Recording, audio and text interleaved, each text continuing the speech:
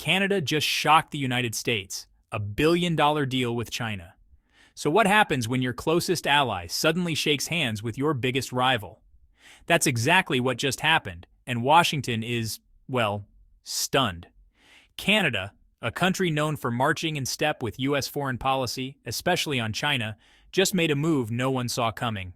After years of backing U.S. sanctions, joining diplomatic boycotts, and echoing anti-China rhetoric, Canada has now handed China a $1 billion shipbuilding contract. But here's the kicker. They didn't just buy Chinese ships. They asked to pay in Chinese yuan, also called RMB, instead of US dollars. Let that sink in. One of America's closest allies just chose China's currency for a major global deal, something even many of China's biggest partners hesitate to do. And this isn't some symbolic gesture. This is a serious contract for 6 state-of-the-art, eco-friendly ships that will redefine Canadian shipping logistics. This move isn't just business. It's a political signal, a financial shift, and maybe even a glimpse at a new world order. So what's really going on? Is Canada turning its back on the US? Are we seeing the first cracks in US dollar dominance? Or is this simply a smart business play with consequences no one expected? Let's break down the full story, because this isn't just about ship routes. It might change the balance of global power. The deal that started it all, why Canada picked China over traditional partners.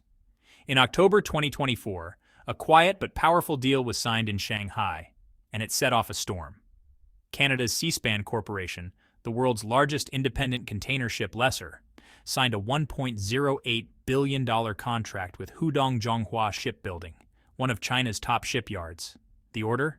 6 ultra-modern, 13,600 TEU LNG-powered container ships. This wasn't just buying ships, it was buying the future.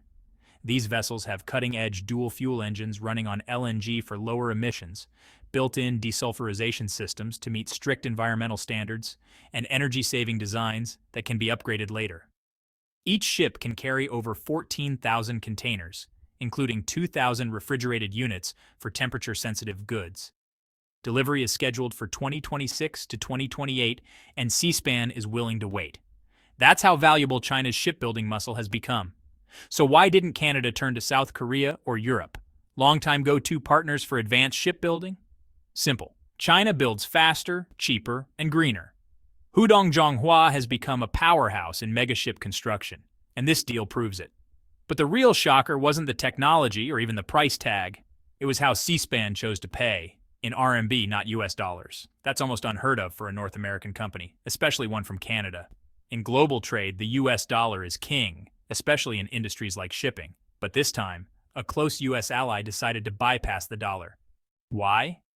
Because this deal isn't just about ships, it's a signal. Canada, intentionally or not, just became the first North American country to settle a major shipbuilding deal in Chinese yuan. And that tiny detail could ripple through the financial world in ways no one has seen before. To understand Canada's move, you need the bigger picture, how China quietly became the shipbuilding superpower. For decades, Japan and South Korea dominated shipbuilding. If you needed a massive container ship, you went to them. South Korea's shipyards were legendary: precision, speed, and scale. At its peak, South Korea commanded over 70% of global market share. Not anymore. In just the first half of 2025, South Korea got 132 ship orders, totaling 5.94 million gross tons, about 25% of global share. A huge drop from its peak. Japan? Even worse, its share has shrunk to less than 3%, with only 49 orders during the same period. So who took their place? China. Since 2018, China has poured money into its shipbuilding industry, modernizing yards, developing green tech, and undercutting rivals on price. The strategy worked.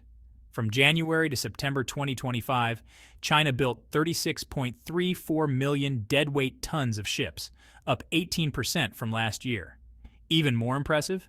They locked in 87.11 million deadweight tons in new orders, nearly 70% of global demand. Let that sink in. China now builds 7 out of every 10 ships ordered worldwide, and it's not just small nations buying Chinese ships. Germany ordered 4 methanol-powered ships from China. France's CMA CGM signed a $3 billion deal for 16 mega container ships from China Shipbuilding Corporation. So when Canada made its move, it wasn't alone. It was following a global trend. Even countries politically cautious about China are turning to Beijing for ships. For Seaspan, this wasn't just finding a supplier. It was about locking in the most efficient, advanced, and cost-effective shipbuilder on the planet. Which brings us to the boldest part, paying in RMB instead of dollars. For decades, the US dollar ruled global trade, oil, commodities, manufacturing. If it crossed borders, it was settled in dollars. That gave the US unmatched power in global finance. So when Seaspan proposed paying in RMB for a $1 billion deal, it wasn't just unusual, it was historic. This is the first time a North American company has requested to settle a major shipbuilding contract in Chinese yuan. That's like walking into a global trade meeting and switching languages mid-conversation, not because you have to, but because you want to. Why would Seaspan do this? 3 big reasons. First, financial logic. Paying in RMB removes extra currency risks. Normally, Seaspan converts Canadian dollars to US dollars, then US dollars to RMB, 2 volatile steps.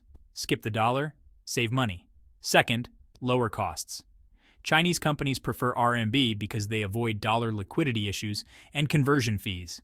In return, they often offer better pricing or faster financing. Third, China's bigger play. This fits Beijing's push to internationalize the yuan. For years, China's been trying to break the dollar's dominance. Deals like this make RMB normal in heavy industries, not just for BRICS, but now Western allies too. In fact, according to China State Shipbuilding Group, this is their first international ship deal ever settled in RMB. It's a milestone, and maybe a warning sign. Because if more companies follow this path, the dollar's grip starts to loosen. This move didn't happen in isolation. Around the world, countries like Russia, India, Brazil, and even parts of Europe and the Middle East are experimenting with RMB or local currency trade, especially after US sanctions made dollar transactions riskier for some. So when Canada chose RMB, it wasn't just a currency preference. It was a financial realignment, one that could have big consequences for global trade and America's economic dominance. Just weeks before signing this billion-dollar ship deal, Canada was doing the opposite, ramping up pressure on China. In September 2024, Canada announced a wave of new tariffs on Chinese goods, a 100% tax on Chinese electric vehicles, 25% tariffs on Chinese steel and aluminum, and extra duties on critical inputs like batteries, solar panels, and semiconductors. It was clearly in sync with Washington's broader strategy to curb China's industrial rise. It looked like Canada was fully on board with the US agenda until everything changed. Because less than 24 hours later, China hit back hard. Beijing rolled out 4 countermeasures, but the most painful one targeted something Canada couldn't afford to lose: its canola exports. Canada is the world's top producer of canola, a crop essential for cooking oil, livestock feed, and biofuels. In 2023, Canada produced 18.3 million tons and exported 8.6 million tons, with over half going to China.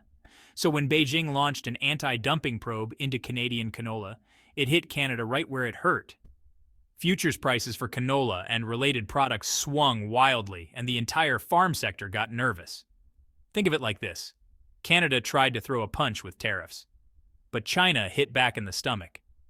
That pain may have forced a strategic rethink. Some analysts believe the $1 billion ship order and RMB payment were more than smart business. They were a peace offering, a way to cool tensions and protect canola exports. Because if China had gone further and banned Canadian canola outright, the damage could have been devastating for Canadian agriculture. So this sudden pivot wasn't random. It may have been a carefully calculated retreat. Instead of doubling down on confrontation, Canada chose economic cooperation, even if it meant defying US expectations. Which raises the question, was this just damage control? Or is there something bigger happening? Canada's RMB embrace might not be about politics. It might be about math. Over the years, Canada has done huge resource trade with China: oil, natural gas, coal, timber, rare earth minerals. Increasingly, those deals have been settled in RMB, not dollars. Why? Because China pushes RMB transactions by offering better terms, faster payments, and easier market access. That sounds great, until you're sitting on a mountain of Chinese currency. RMB isn't like dollars or euros. It's not fully convertible. Most Western banks don't accept it. You can't easily pay European suppliers or buy US assets with it. In short, RMB is like a store credit card. Valuable, but only inside the store. So what does a country do with hundreds of millions in RMB? It finds ways to spend it back in China, and that's exactly what this shipbuilding deal looks like. By paying in RMB, Canada uses its RMB reserves instead of converting them at a loss, strengthens trade ties with China, and keeps access to its second-largest export market. Meanwhile, China scores big in its push to normalize RMB in global trade. This isn't just diplomacy, it's economic pragmatism. And here's the interesting part. Washington hasn't said a word. Usually, the US reacts quickly when an ally steps out of line on China. But this time, silence. Why? Maybe because they see the math, too. Blocking the deal could hurt Canada's shipping sector, disrupt supply chains, and push allies even further away. So this may not be about betrayal, it's about following the money. But intentional or not, the result is the same. One of America's closest allies just normalized RMB in a billion-dollar deal. It started as a simple trade deal, a Canadian company buying ships from a Chinese yard. But step back, and it looks like a crack in the foundation of US financial power. For nearly 80 years, the US dollar has been the backbone of global trade. Oil, steel, shipping, almost everything. That dominance gave America financial leverage and strategic influence. If the US wanted to isolate a country, it often could, by cutting off dollar access. But that system only works if everyone stays in line. And Canada just stepped out of line. By choosing to settle a $1.08 billion deal in RMB, Canada, a G7 member, a NATO ally, a core US partner, just helped China advance its biggest financial goal, making the Yuan a global trade currency. And this isn't isolated. RMB is now the fourth most used payment currency, with 4.69% global share. The US dollar still leads at about 49%, but the grip is loosening. BRICS countries are building systems to bypass the dollar. Europe and Gulf states are using RMB for oil, gas, and infrastructure deals. What makes this Canadian deal different is that it came from inside the Western alliance, not Russia, not Iran, not Brazil. If Canada can do this without punishment and with US silence, what's stopping Germany, Australia, or Japan from doing the same in future deals? This could mark the start of a world where the dollar is no longer the default, just one option among many. And for the US, that's a serious problem, because when that shift gathers momentum, decades of financial leverage erode quietly. Not through war, not through sanctions, but through a change in behavior. A change that just started with 6 ships and 1 RMB payment. So let's bring it all together. Canada, one of America's most loyal allies, just signed a $1.08 billion deal with China for advanced LNG-powered ships. But it wasn't the size of the deal that shocked the world. It was the currency. Canada asked to pay in RMB, not dollars. That may sound like a technicality, but in geopolitics and finance, it's a thunderclap. It signals something deeper, a possible realignment of economic power, a quiet shift in loyalty, and above all, a challenge to the dollar-dominated system the US has relied on for decades. And remember, this didn't come from Russia, Iran, or BRICS. It came from Canada. We've shown how China now dominates shipbuilding, making it the logical choice for mega orders. C-SPAN's RMB payment was historic and part of a larger de-dollarization trend. Canada's earlier sanctions backfired after China hit back at canola exports. And how Canada may be sitting on big RMB reserves, making this move a financial necessity. So now the big question, is this just smart business or the first step toward a post-dollar world? Do you think Canada made a strategic retreat or a calculated play in a new global order? Is the US losing dollar dominance, or will the system adapt?